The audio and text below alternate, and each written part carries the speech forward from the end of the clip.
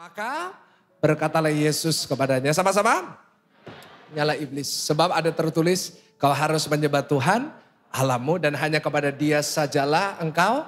Ayat 11 sama-sama yuk. Dikatakan ayat 11 apa? Lalu iblis meninggalkan dia dan lihatlah malaikat-malaikat datang.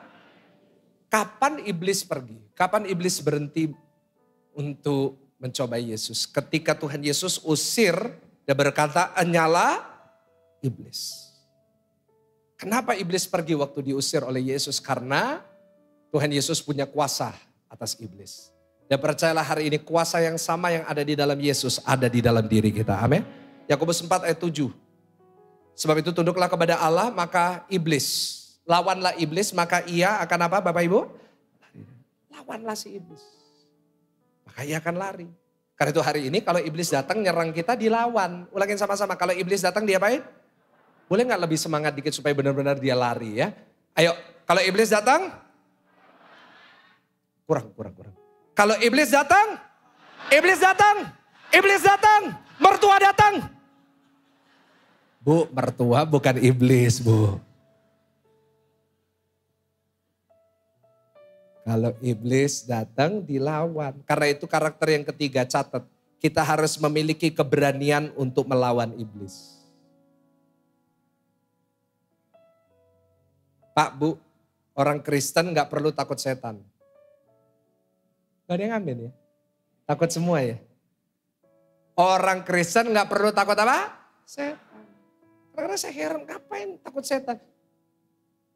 Ngapain sampai hari ini masih ada orang yang keadiasa ke toilet minta ditemenin? Saya tuh kemarin baru ngelayat di Grand Heaven. Ada satu yang bilang sama saya, Pastor boleh gak ke toilet bareng Pastor? Ya laki, ngapain gak mau ke toilet bareng saya?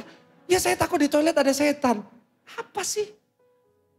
Kita ini gak usah takut sama setan.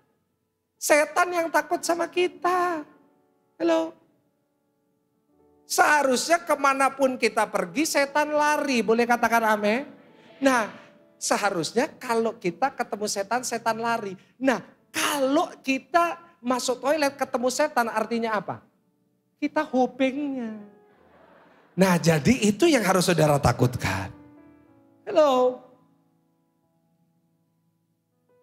Setan itu dilawan, bukan diladeni. Kasih tahu kanan kiri, jangan diladeni. Banyak orang ladeni setan, dibikinin kopi, dibikinin teh, diajak duduk di sofa. Kita ajak ngobrol, loh buat apa? Tinggal kita datang lawan, nyala kau iblis pergi kok. Halo. Tapi kenapa banyak orang ladeni setan? Karena dia gunakan ini untuk nyerang kita sekarang. Dia gunakan namanya apa Pi? Karena peperangannya sekarang bukan cuma peperangan rohani, peperangan di udara, tapi peperangan di sini. Minggu depan saya tutup seri khotbah ini, 3-part series. Minggu depan saya tutup khotbah ini bicara tentang the battlefield of the mind, peperangan dalam pikiran. Pastikan saudara mendengarnya. Kenapa? Karena seringkali kalau kita udah menang dalam hal lain tapi kita kalah di sini juga percuma semuanya. Peperangan itu di pikiran. Pernah gak saudara lagi happy-happy tiba-tiba pikiran negatif muncul. Tiba-tiba khawatir, tiba-tiba kita ketakutan. Tahu gak saat saudara ketakutan berlebihan, saudara kekhawatiran itu saudara ladeni. Itu seperti saudara ngeladenin iblis.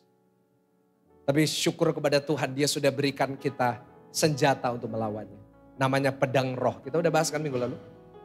Nah kita mau baca ayat terakhir. Kita bangkit berdiri bersama-sama. 2 Korintus 10 ayat 4-5. Kita punya pedang roh, kita punya firman Tuhan. Itu senjata kita. Baca sama-sama 2 ayat terakhir ini dengan suara keras. 1, 2, 3. Iya, karena senjata kami dalam perjuangan bukanlah senjata apa? Duniawi.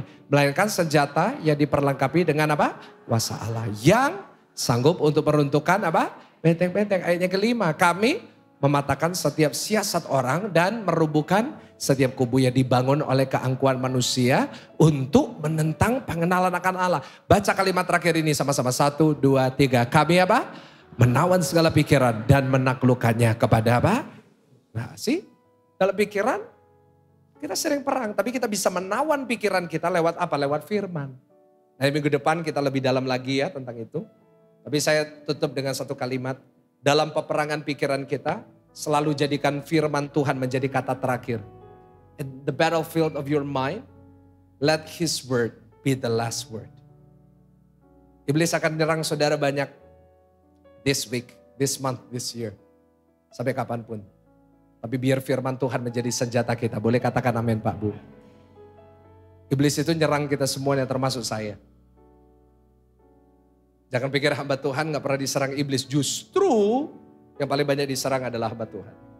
Saya sering diserang. Saya sering merasa sendirian. Saya sering merasa gak ada yang dukung saya. Saya sering merasa bahwa kering. Saya sering merasa begitu banyak. Iblis mencoba untuk memanipulasi. Iblis mencoba untuk berkata, menunjukkan saat saya berbuat kesalahan. Dia menuduh saya bahwa saya ditinggalkan Tuhan. Tapi saya pakai firman.